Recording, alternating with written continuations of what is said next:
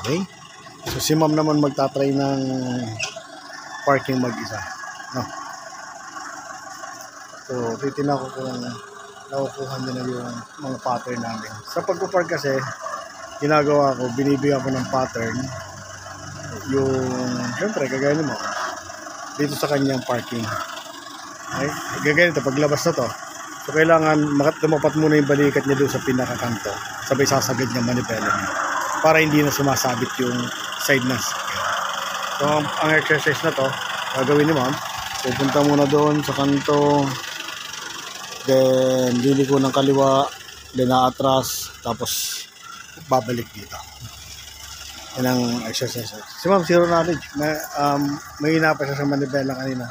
Kaya maraming exercise na pinagawa ko sa kanya para mag-improve yung kanyang pag-handle ng manibela. Kasi di niya pa maintindihan kung nasan yung gulong. So, na-stress siya masyado. So, ngayon medyo nakukuha-kuha niya na. Kagaya nito. Pagliliko ng ganyan. No? So, alam niya na kung kailan kakabigin ng manibela. Kailan ibabalik. Yan. Yan yung pag-atras na gano'n. Atras yan. Yan. Tapos sa atras yan papunta doon. Tapos liliko papunta dito. Hintay natin.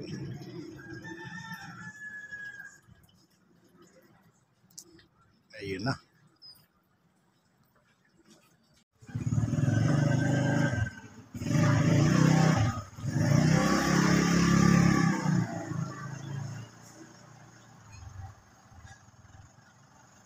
So, ayun na si ma'am.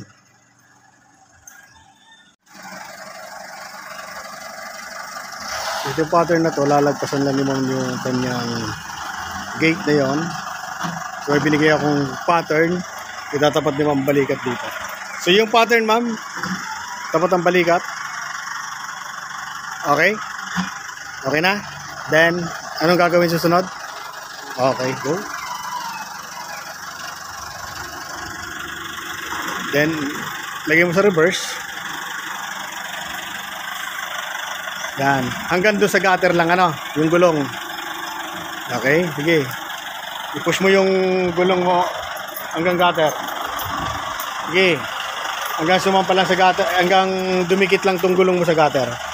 Okay, yan ang start number mo. Di ba? Kailan makadikit yan dyan. Sige. Yan, okay na. Then, sagad mo na manibela sa kaliwa. Kasi dikit ka na dito, diba? Abante ka syempre. Kasi kung mapapansin mo, masikip yan sa kanan, ay sa kaliwa mo, no? Okay? Abante mo, drive mo siya. Konti lang, no? Push lang. Sige, angat mo lang konti siya. Konti pa. Okay? Stop. Okay na yan. Sagad mo na uling manibela mo sa kanan. No? Yan.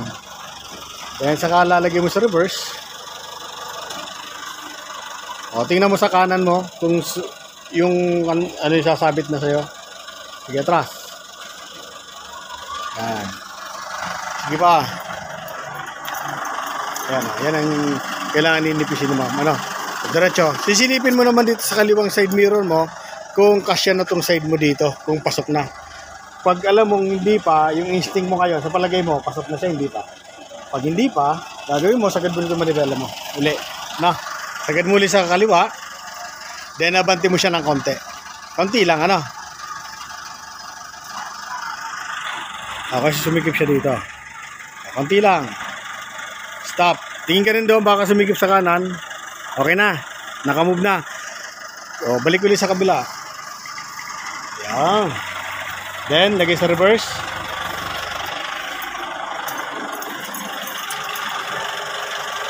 Yan, hanggang pumantay lang. Sige, atras.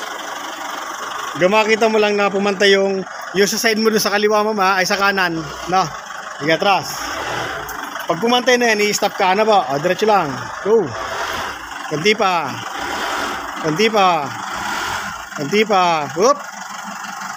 Gitna ng manibela mo. 1, 2. Then atras ka. Go. Diretso na yan. Sige, atras. Hanggang doon sa pattern. Push ka ng konting gas. Sige, hanggang mayahon mo siya. Kunti pa. Oop. Dahan-dahan na. Akit mo na. O yung balikat mo, iyan mo na doon. Sa palatandaan mo. Oop. Okay na. Okay.